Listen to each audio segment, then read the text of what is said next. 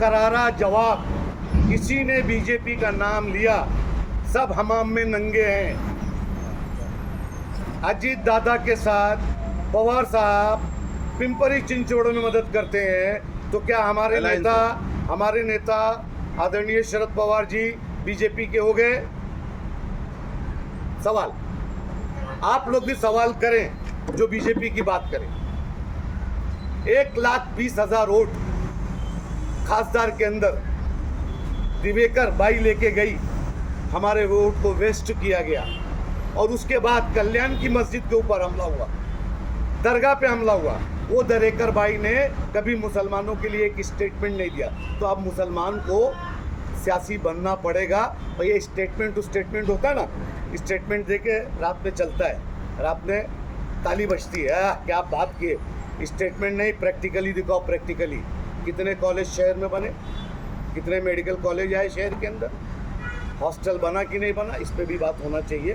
अब ये सब बस हो गया है। और जब मुमरा का डिवाइडर नहीं बन पाया ना, तो तरक्की कुछ नहीं होने वाली है। और जो दादागिरी करेगा, चाहे कोई भी पॉलिटिकल पार्टी का हो, मैं एकदम साफ बोलता हूँ कि दादागिरी किसी की भी शहर में नहीं चलेगी।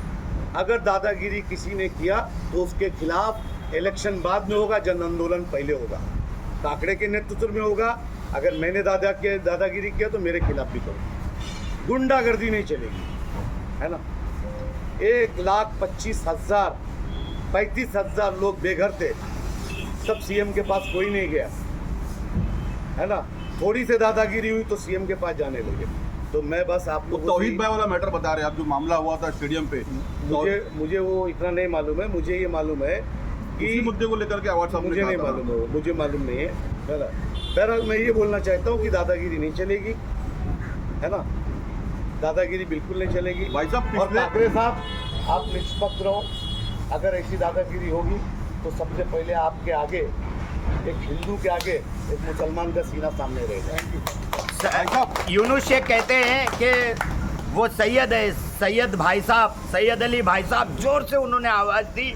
यदि मेरी आवाज़ आप सुन रहे हो तो याद रखिए कि ये वही जे है, नाम दिया है उन्होंने जितेंद्र आवाज साहब को, कि ये वही जे है जो 5 लोगों से बहुत पहले बहुत सारी बातें करते थे। मुमरा शहर के अंदर आपको कोई जानता नहीं था तो सैयद अली भाई साहब थे आपके साथ में, और यूनुस शेख थे, अजीज बाटा थे।